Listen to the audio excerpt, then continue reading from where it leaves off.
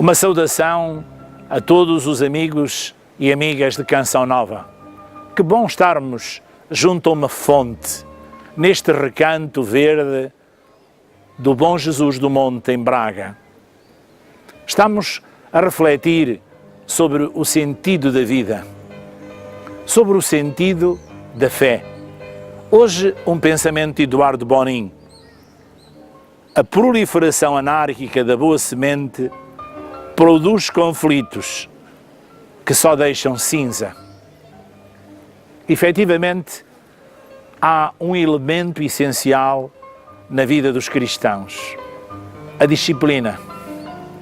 A semente boa vem da nossa intenção reta, mas se não houver uma atitude de discernimento, trabalho em rede, mãos dadas, pode acontecer que sejamos francos atiradores a lançar semente de tal modo, sem critério, que possa nascer em sentido e em sítio impróprio.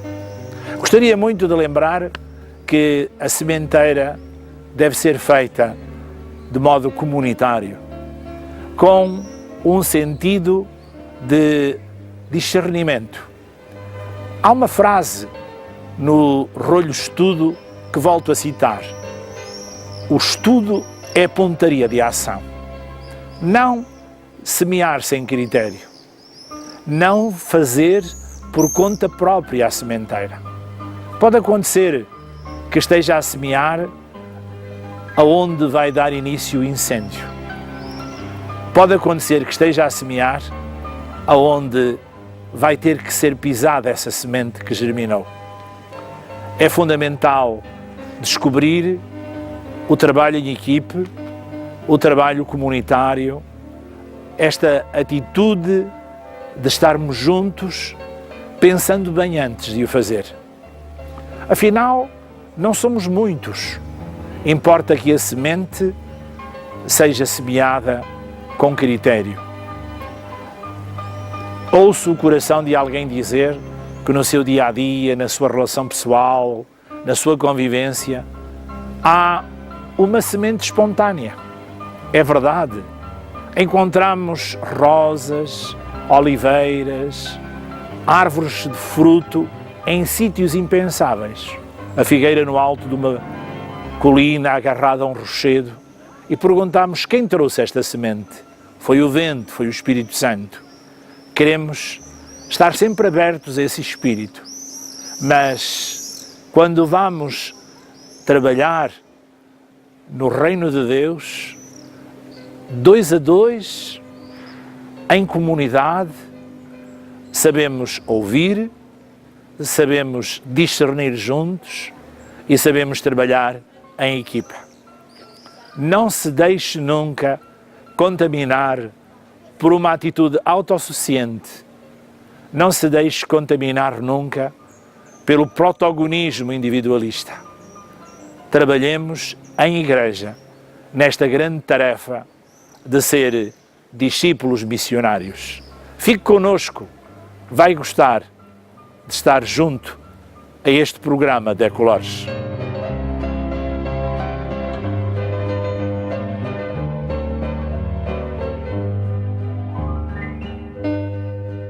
É verdade, aqui estamos mais uma vez, com todos vós, família Canção Nova, que nos vedes e ouvis pela Rádio Canção Nova, TV Canção Nova, pela internet, e ainda na internet pela possibilidade de no YouTube nos acompanhar e assistir a este programa, às vezes que sentirem necessárias, possíveis, e a partir daí serem também evangelizadores daqueles que estão à nossa volta. É com este espírito, com esta alegria, com este entusiasmo que eu quero saudar hoje o Sr. Dom Francisco. Muito obrigado mais uma vez.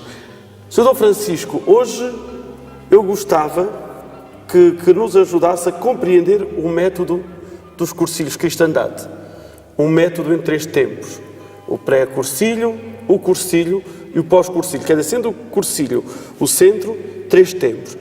E há uma frase mesmo do próprio, penso que é do próprio Eduardo, que diz que o meu pós-cursilho é o pré-cursilho de muitos.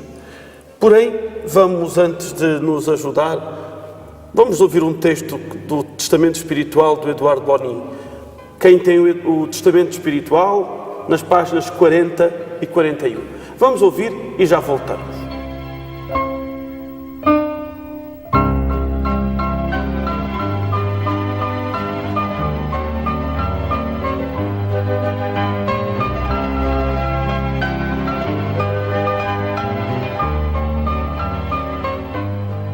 E aqui no Testamento Espiritual, Eduardo Bonin escreve aqui no seu capítulo 5, Fidelidade ao método, pré-cursilho, cursilho e pós-cursilho.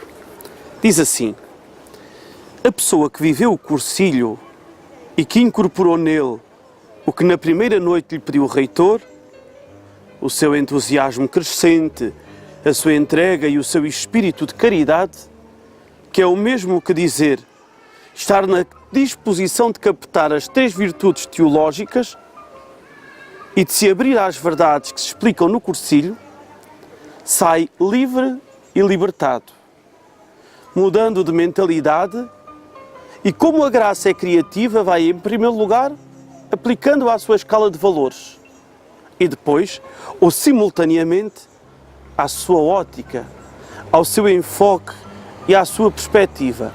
Numa palavra, à sua maneira de ver as coisas.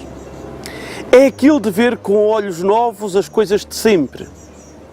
Ora bem, é isto que é tão simples e claro e que tem dado tão bons frutos em tantas pessoas, mudando para melhor as suas vidas, fazendo-as mais cristãs e mais humanas, que muitas vezes se tem pretendido desviar com o desejo de atualizá-lo e de pô-lo em dia, ou ainda por bem têm tido a originalidade de adicionar coisas desnecessárias, que não têm feito mais do que complicar a santa simplicidade do que é pretendido.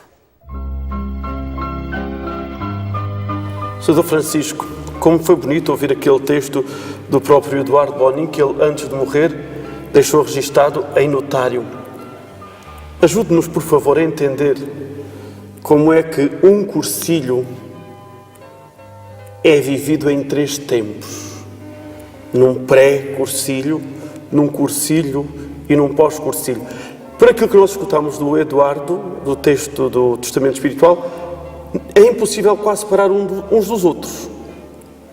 Nós temos que entender que o cristianismo é essencialmente comunitário.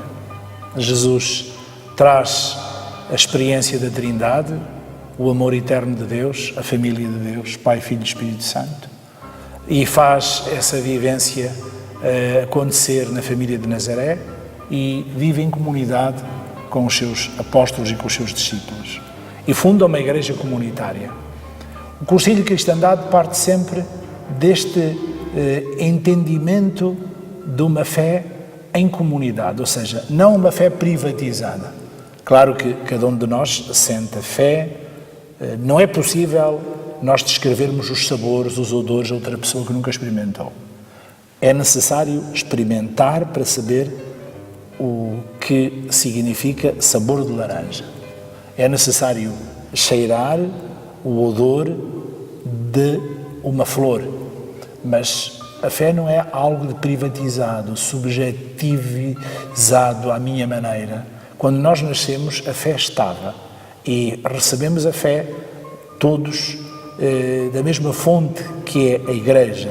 Na fé da Igreja, nós recebemos a luz da nossa vela no dia do batismo, acesa no círio, Cristo, luz do mundo. Então, este sentido comunitário vive-se em 3 momentos. Vive-se no grupo de amigos, vive-se na ultreia, que é o grupo dos grupos, e vive-se na escola, onde aprofundamos a fé, mas não num estudo académico, teórico, com a aridez, enfim, de quem tem que prestar provas para ter notas, mas como quem quer conhecer melhor Cristo para levar Cristo aos irmãos.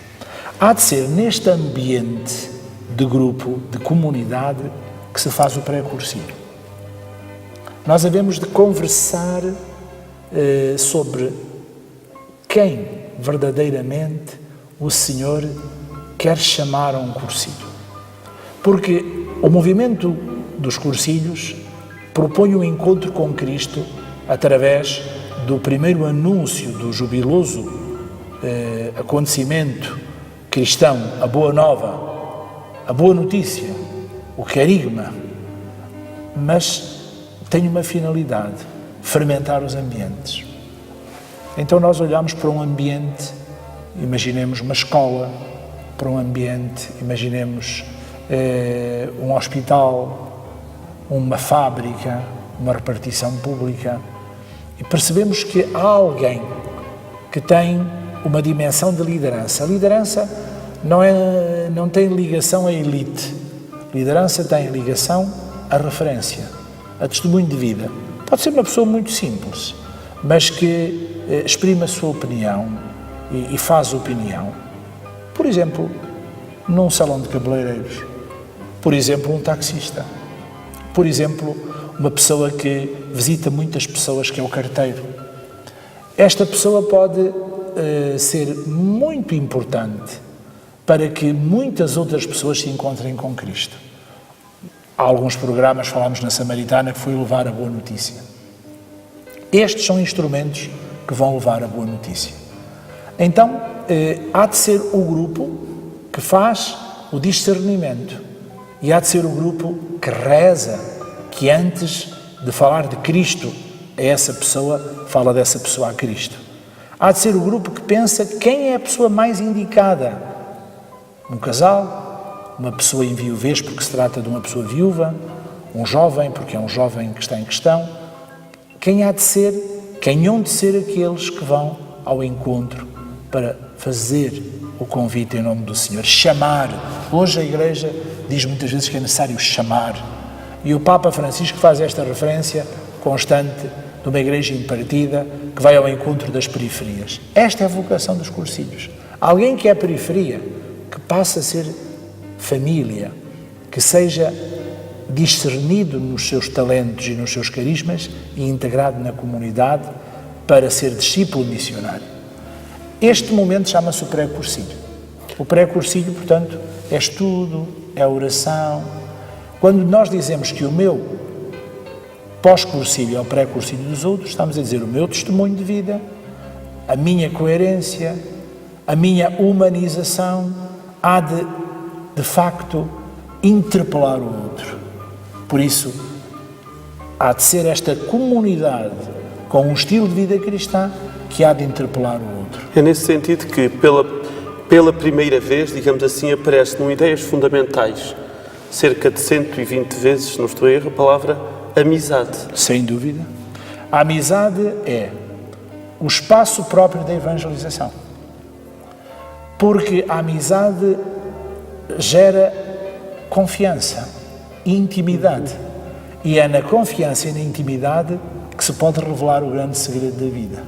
E para um cristão, o grande segredo da vida é alguém. É o tesouro, é a pérola, é a água viva, é a semente de mostarda que mudou a minha vida. É Jesus Cristo. É o amor de Deus. É ser dele e ao mesmo tempo ele ser meu. E esta coabitação, este viver em conjunto com Deus, este ser contemporâneo de Deus, ele estar vivo na minha vida, no meu metro quadrado, e ser meu conterrâneo, estar aqui comigo agora. Então, esta realidade, esta dimensão profunda da minha vida faz com que eu consiga compartilhar esse segredo com o outro na confiança. O contrário disto é o proselitismo. O proselitismo são métodos de marketing, são métodos de persuasão, são as formas que os vendedores aprendem, que os mentalizadores das ideologias utilizam, e é de facto forçar o outro, perseguir o outro, insistir com o outro, para que o outro se inscreva, para que o outro comece a pagar cotas, para que o outro pertença. O Papa Francisco tem sido muito severo com o proselitismo, porque o proselitismo muitas vezes ofende a liberdade, porque também há uma forma de faltar à liberdade do outro pela coação psicológica, por formas de pressão, por maneiras de cobrar, de tornar o outro dependente, do outro não ser capaz de dizer que não, porque é inconveniente demais. Há, de facto, situações onde não se é livre. Não apenas porque se tem algemas ou se está numa cadeia. Claro. Exatamente na amizade, da intimidade à partilha de vida, é possível mostrar ao outro a beleza de alguém que se encontrou. Isso é o pré-cursilho. Claro que depois esta pessoa vai viver o cursilho. O cursilho são 3 dias e uma noite de encontro consigo, e é muito interessante. Não é um encontro na dureza da minha fraqueza, ao ver o filme da minha vida, perceber que falhei, autoflagelar-me num sentimentalismo mórbido de culpabilização, mas é ver-me à luz de Cristo, ou seja, ver-me como sou, mas no amor de Deus. Sou amado. Por isso, Agostinho rezava que eu te encontre, que eu me encontre. Que eu me encontre à tua luz, que eu me encontre comigo mesmo ao teu olhar. Porque, de facto, Deus é aquele que me conhece até às minhas entranhas. A plenitude do conhecimento é o amor. Ninguém conhece melhor do que aquele que ama. E ninguém pode ser juiz em dimensão absolutamente eficaz, justa, reta, sem plenitude do conhecimento. Por isso Deus é juiz na plenitude do conhecimento que é o amor. Em Deus, Ele ser juiz, justo, e amar-nos não há contradição. Amar-nos é a plenitude do conhecimento. E o seu juízo absolutamente justo é consequência desse amor e desse conhecimento. Então, ver-me à luz desse amor, sentir-me lido e julgado por esse olhar que me julga com toda a justiça na plenitude do conhecimento que é o amor que tem por mim. Depois deste encontro, o encontro com Cristo, o encontro com a sua beleza na Igreja que me oferece o grande sacramento, o grande sinal do seu amor, e depois a descoberta de que eu tenho uma missão. É interessante o grande modelo dos cursilhos, o apóstolo Paulo. Quando ele descobriu a sua vocação, descobriu a sua missão. Quando eu descubro que sou filho de Deus, quando eu descubro que sou herdeiro, quando eu descubro que sou irmão, quando eu descubro que sou pedra viva da Igreja, quando eu descubro que sou templo do seu amor, que eu levo em mim, que coabito com Ele, que vivemos juntos, então eu percebo nitidamente qual é a minha vocação, é a minha missão. Por isso, como o Papa Francisco diz, não há discípulo e missionário, mas há discípulo missionário. Claro. Então, é o dia da esperança. Nós costumamos a dizer que o primeiro dia do cursilho é o dia da fé, o segundo dia é o dia da descoberta do amor, o terceiro dia é o sentir-se esperança de um mundo, ter de facto uma missão no mundo, um contributo a dar ao mundo. E esta vivência do cursilho é de uma beleza tão grande que essa beleza vai em nós. É outra maneira de falar da graça santificante que referíamos aqui no programa passado. É que quem salva o mundo é a beleza. E a beleza na sua plenitude é o amor. E o amor na sua plenitude é aquele que dá a vida pelos seus amigos. Cristo é amor, Deus é amor. Lembra-nos São João. Deus é beleza na sua mais sublime plenitude. Só essa beleza salva o mundo. E quando nos encontramos com essa beleza, nós levamos essa beleza dentro de nós. Como quando contemplamos uma paisagem no alto de uma montanha, como quando olhamos para o mar, como quando participamos num belo concerto de música, como quando nos encontramos com um filme que nos enche o coração, quando lemos páginas que nos deliciam. Essa beleza vai dentro de nós. A graça santificante é a beleza dentro de nós. E basta nós assistirmos, por exemplo, a um encerramento para percebermos essa beleza, não é? Uma pessoa que encontra Cristo. Como ela transborda nos abraços para os outros, nas lágrimas, de alegria. Então, nós compreendemos que essa pessoa vai entrar no seu pós-curso, que é viver a graça, viver o encontro e, ao mesmo tempo, ser encontro para os outros. Ele é lugar de encontro com Deus. Claro que o pós-curso exige comunidade. Lá volta ele ao grupo, lá volta ele à aldeia, lá, se ele assim entender, pode ser membro de uma escola e fazer a formação que precisa, bíblica, da metodologia do movimento, da espiritualidade cristã, etc. Aquele grupo que leva um irmão, uma irmã a um cursilho, deve ser depois o grupo que o acolhe. Quem fez o pré-cursilho deve depois fazer o pós-cursilho. O pós-cursilho significa o acolhimento. Nesta frase do Papa, acolher, discernir, integrar. Então, é muito importante nós percebermos que os grandes acontecimentos não se improvisam. Os grandes encontros têm que ser preparados. Um cursilho não pode ser improvisado. Tem que ser vivido no pré-cursilho. E depois também não se improvisa a partida deste irmão para o mar alto. Fazei-vos ao largo. Foi assim que o Senhor desafiou e João Paulo II desafiou o século XXI.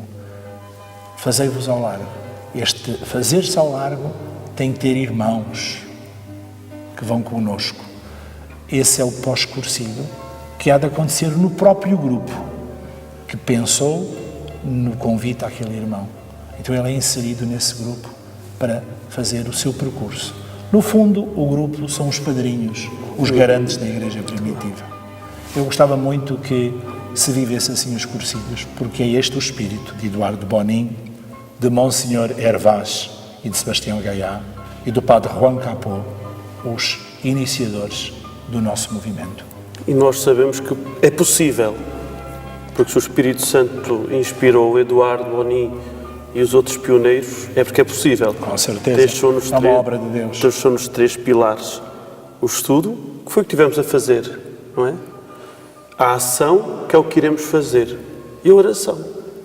Então, ao terminarmos este momento, peço-lhe que nos ajude a rezar, pedindo pelo nosso testemunho, para que seja um testemunho verdadeiro e coerente. Senhor, faz de nós fiéis, que saibamos merecer o Teu amor. Nada sem Ti. Tu nos ensinaste, sem mim nada podeis fazer.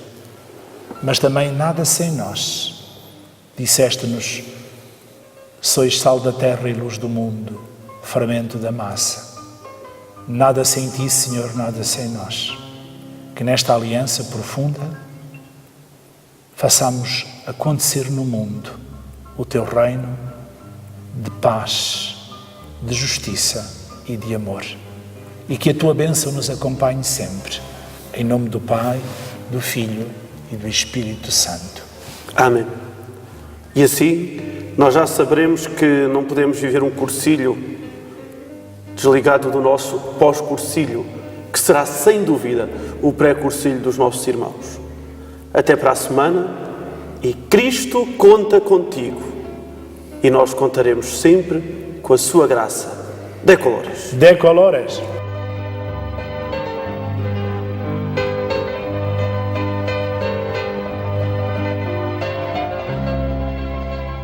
O meu nome é Nuno Amaral, tenho 38 anos, fiz o curso 145 em Évora em 2012, portanto já há 5 anos estou aqui faço parte dos cursos de cristandade. A minha vida mudou bastante depois do curso de cristandade. Eu era uma pessoa que já era assídua, já frequentava a igreja de alguma forma, mas realmente depois do curso de cristandade, depois daquele encontro, daquele triplo encontro, em que nós nos encontramos com nós próprios, em que nós nos encontramos com Cristo, em que nós saímos para nos encontrarmos com os outros, a minha vida mudou bastante, principalmente na minha forma de encarar a vida, na minha forma de ver Cristo, porque eu via um Cristo estava ausente, um Cristo que eu só encontrava quando ia à Eucaristia, e neste momento, no meu quarto dia, eu sinto a presença diária, a presença constante de Cristo. E realmente a vida com Cristo em nós transforma-se bastante, porque as dificuldades, as alegrias, todas elas são diferentes, porque temos alguém que nos acompanha sempre, nunca estamos sozinhos, estamos sempre com alguém que nos acompanha, mesmo a nossa família, os nossos amigos, começamos de alguma forma a dar um valor diferente àquilo que temos, às coisas simples da vida, e foi uma das coisas que desse encontro com Cristo que eu ganhei, foi precisamente tentar valorizar as coisas simples da vida, certos desentendimentos, certas tristezas, pô-las para trás das costas, porque a vida faz mais sentido. Aceitar essas tristezas, essas fraquezas, de alguma forma, lutando e aceitando de outra forma, sabendo que temos alguém que nos acompanha e que nos ajuda a ultrapassar todas as dificuldades. Portanto, Cristo e eu, é absoluto.